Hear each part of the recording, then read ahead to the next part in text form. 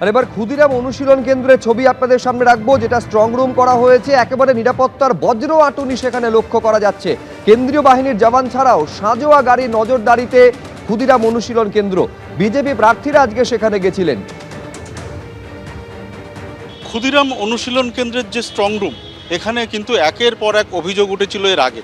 দফায় দফায় আমরা দেখেছিলাম বিক্ষোভ, এমনকি এখানকার যে নিরাপত্তা তা নিয়ে অভিযোগ ছিল।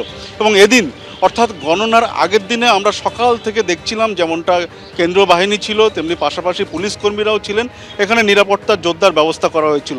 সাঁজোয়া গাড়ি এসছে। এর আগে কলকাতাতে একের পর এক যে রুট মার্চ হয়েছিল, সেখানে এই সাঁজোয়া গাড়ি দেখা গিয়েছিল টহলের সময়। কেন্দ্রীয় বাহিনীর যে টহলদারি ছিল সে সময় কিন্তু এই সাঁজোয়া গাড়ি সেখানে দেখা গিয়েছিল।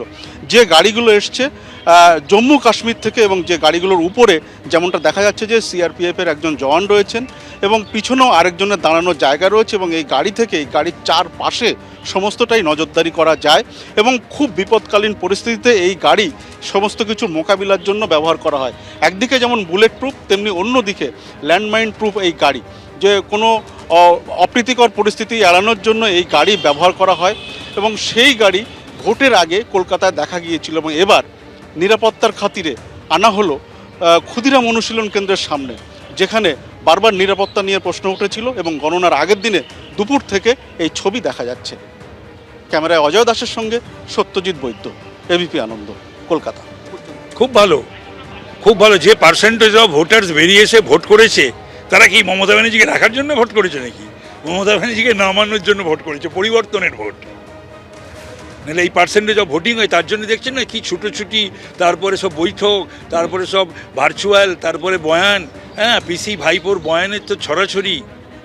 300 বলেছে তো, 6টা আরও অন্য কোনো জায়গা থেকে, রাজ্য থেকে ম্যানেজ করার চেষ্টা করছেন। আমার কাছে খবর আছে এখানে 294টা পাচ্ছেন, আর 6টা অন্য কোনো রাজ্য থেকে উনি ম্যানেজ করার চেষ্টা করছেন। ওই তবে কার কাছ থেকে করবে তাও আমি জানি না। তেজস্বীর কাছ থেকে করবে, না অখিলেশের কাছ থেকে করবে, না কেজরিওয়ালের কাছ থেকে করবে, না ওই ঝাড়খণ্ডের হেমন্ত সোরেনের কাছ থেকে করবে, আমি সেটা জানি না।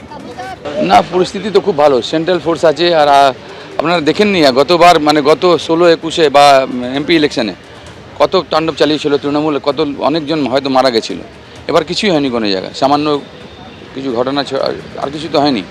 তো সব কিছু ঠিক হয়ে যাবে। ওরা একটু কুপ্রচার করছে যে এখানে ইভিএম হ্যান তেন, এরকম কিছু নেই। এরকম বিজেপি করতেও যাবে না, কারণ কোনো নেই কোনো। ওরা আগে যদি করতো তাহলে 16 আর 21 আসতো না। ওরা যে এসছে আসতো না। খুব আশাবাদী। আমাদের মেন লক্ষ্য হচ্ছে মানুষের সেবা করা। এবিপি আনন্দ, এগিয়ে থাকে, এগিয়ে রাখে।